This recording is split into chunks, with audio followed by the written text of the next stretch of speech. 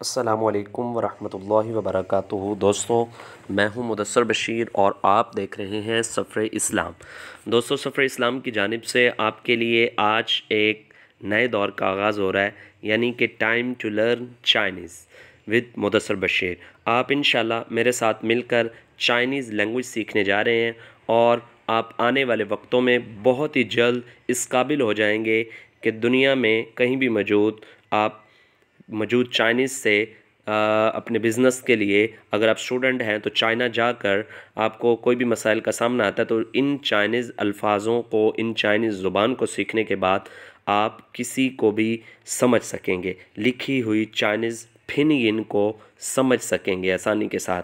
दोस्तों, इंशाल्लाह उम्मीद है आप लोगों को ये सीरीज़ पसंद आएगी और आप लोगों के भरपूर तावन के साथ आने वाले लेक्चर्स भी इसी तरीके से बहुत जल्द अपलोड होते रहेंगे और ये छोटी सी सीरीज़ चलेगी और बहुत जल्द आप सीखना शुरू कर देंगे और बहुत जल्द आप बोलना भी शुरू कर देंगे। अगर आप मेरे ही बनाए गए लेक्चर्स और मेरे ही बनाए गए तरीक़ों को फॉलो करेंगे तो आप बहुत जल्द चाइनीज़ सीख सकते हैं और बोल सकते हैं। ठीक है जी, बग़ैर वक्त ज़ाया किए गए आज हम चाइनीज़ के अपने पहले लेक्चर का आगाज़ करते हैं और अल्लाह के नाम से शुरू करते हैं। बिस्मिल्लाहिर्रहमानिर्रहीम। तो मैंने आपके लिए ये मेथड बनाया है पीडीएफ की सूरत में। अगर इंशाल्लाह देखेंगे आने वाले वक्त में इसे मज़ीद क्लियर बनाया जाए। तो सबसे पहले जी मेरे दोस्तों, हर ज़ुबान को सीखने के लिए उनके कुछ असूल, क़वानीन, क़वाइद ज़वाबित ज़रूर वजूद रखते हैं, लेकिन चाइनीज़ ज़बान को सीखने के लिए हमें 4 लहजों की ज़रूरत पड़ती है। कितने? 4 लहजों की ज़रूरत पड़ती है, जिनको हम टोन्स कहते हैं। क्या बोलते हैं? टोन्स। और चाइनीज़ ज़बान को जो हम सीखेंगे उसको हम क्या बोलते हैं? पिनyin। पिनyin, हन खन यो पिनyin, खन यो पिनyin। आप पिनyin कह ले। पिन का मतलब होता है स्पेल, इन का मतलब होता है साउंड, यानी स्पेल एंड साउंड। ठीक है जी, हमारे पास 4 ट्यून्स हैं, 4 टून्स हैं, यानी कि 4 लहजे हैं चाइनीज़ ज़बान को समझने के लिए। चाइनीज़ ज़बान को समझने के लिए हर लफ्ज़ के ऊपर आपको ये वाले ट्यून्स मुख्तलिफ़ किस्म की जो चारों हैं, ये चारों बार बार मिलती रहेंगी। तो सबसे पहले हमें ट्यून्स का समझना इंतहाई ज़रूरी है। सबसे पहले ये तीर का निशान आप देख रहे हैं, ये ट्यून्स फ्लैट ट्यून कहलाती है। लेवल टोन भी इसे बोलते हैं। क्या बोलते हैं? लेवल टोन भी बोलते हैं। ये लेवल टोन हमारी इस तीर के मुताबिक इस तरफ से शुरू हो रही है। ठीक है जी। दूसरी टोन हमारे पास है अपना राइजिंग टोन। क्या बोल? राइजिंग टोन, यानी कि नीचे से ऊपर की तरफ जा रही है। तीसरी टोन हमारे पास, थर्ड टोन जो है वो हमारे पास है falling tone and rising tone. Falling and rising tone, falling and rising tone, यानी कि पहले ऊपर से नीचे, फिर नीचे से ऊपर की तरफ। इसके बाद है फॉलिंग टोन। क्या? फॉलिंग टोन, यानी कि ऊपर से नीचे की तरफ। ये हमारे पास लेवल टोन आ गई। ये हमारे पास क्या आ गई? Initial tone, sorry, rising tone. और इसके बाद ये हमारे पास क्या है? Falling and rising tone. और ये हमारे पास क्या है? Falling tone. ठीक है जी। बिस्मिल्लाहिर्रहमानिर्रहीम। आगे इसकी एक एग्जांपल देखते हैं जिससे आपको बड़ी आसानी से समझ आ जाएगी। जैसे ये हमारे पास एक लफ्ज़ है माँ।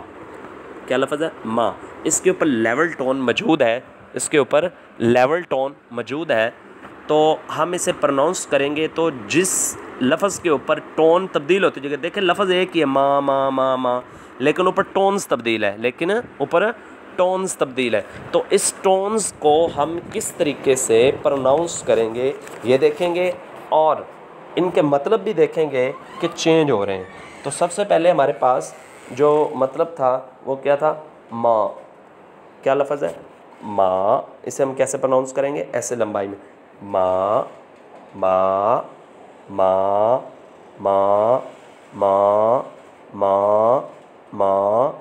इसका मतलब है माँ। इसके बाद है हमारे पास राइजिंग टोन। तो राइजिंग टोन हमने देखा था ऊपर से नीचे से ऊपर की तरफ जा रही है, तो हम इस आवाज़ को भी माँ माँ माँ माँ माँ, फेब्रेलिया इसका मतलब है। ठीक है। अब अगला माँ जो है थर्ड टोन वाला, ये वाला जो है राइजिंग हमारे पास क्या? फॉलिंग एंड राइजिंग टोन के साथ। तो ये हमारे पास क्या बोलेगा?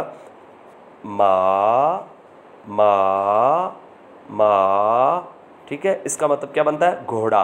क्या मतलब बनता है? घोड़ा। आप देख रहे हैं, आप इनके मतलब भी चेंज हो रहे हैं, लफ्ज़ एक सिर्फ टोन्स का फ़र्क पड़ रहा है। तो इसके बाद हमारे पास है फॉलिंग टोन, मा, मा, मा, मा, मा।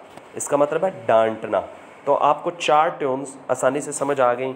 इंशाल्लाह आने वाले लेक्चरों में हम और भी थोड़ा बहुत बेसिक सीखेंगे। 2-3 लेक्चर में इंशाल्लाह हम बेसिक लेक्चर कवर करके चाइनीज़ सीखने की तरफ बढ़ेंगे और 5वें या 6ठे लेक्चर के बाद आप इंशाल्लाह इस काबिल हो जाएंगे, दुनिया में मौजूद कहीं पर भी चाइनीज़ लिखी हुई होगी फिनगिन, आप उसे पढ़ने के काबिल हो जाएंगे।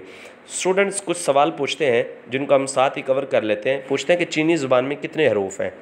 तो प्यारे दोस्तों, चीनी ज़ुबान में एक भी हरूफ नहीं है।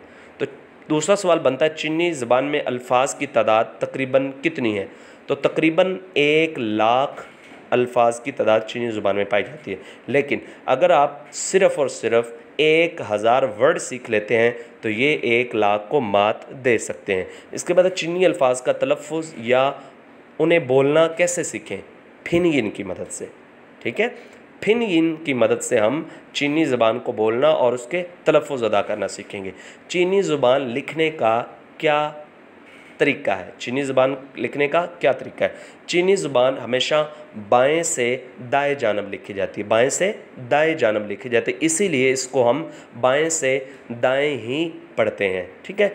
और एक फ़र्क जो मैं आप लोगों को वाज़ेह कर दूं, चीनी ज़ुबान में मुज़क्कर, मुअन्नस और जमा को मद्देनज़र नहीं रखा जाता। मिसाल के तौर पर एक फ़िक्रा है, मैं पानी पीती हूँ। अब देखें, ये मुअन्नस है, मैं पानी पीती हूँ, शी में शी है, लड़की है।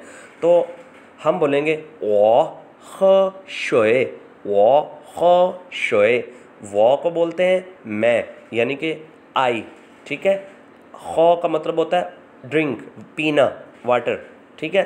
ख शोए का मतलब होता है वाटर, पानी, ठीक है। अब देखें, इसकी तरतीब कुछ यूँ है कि पानी से पहले पीना आ रहा है, पानी से पहले पीना आ रहा है, वो ख शोए, ठीक है। यहाँ पर आप गौर से देख सकते हैं, आप मर्द के लिए भी ये इस्तेमाल कर सकते हैं, मुज़क्कर के लिए, मुअन्नस के लिए, शीमेल के लिए, फ़ीमेल के लिए, जिसके लिए भी आप सिर्फ यही ही तरीका फॉलो करेंगे तो ये चाइनीज़ सीखने के लिए बहुत ही आसान हो चुका है, ठीक है जी। तो गैर मुल्कियों के लिए फिनगिन सीखना इंतहाई ज़रूरी है कि वो आने वाले दौर में चाइनीज़ के साथ गुफ्तगू कर सकें, अपने बिज़नेस का पार्ट बना सकें। और जो स्टूडेंट्स जो बाहर पढ़ने के लिए जाते हैं, उन्हें मुश्किलात का सामना होता है, वो भी पहले से ये बेसिक क्लियर करके जाएं अच्छे तरीके से। इंशाल्लाह वो कभी भी किसी भी जगह पर मार नहीं खाएंगे। हाँ दोस्तों, अगर आप लोगों को ये सीरीज़ पसंद आई हो तो मेरे चैनल को ज़रूर सब्सक्राइब करें और कमेंट सेक्शन में अपनी राय का इजहार करें। और अगर आप कोई मशवरा देना चाहते हैं तो कमेंट सेक्शन में ज़रूर बताएं, हम इंशाल्लाह आपके मशवरे पर अमल करने की पूरी कोशिश करेंगे। अपना ख्याल रखिएगा और मुझे दुआओं में याद रखिएगा। अल्लाह हाफ़िज़।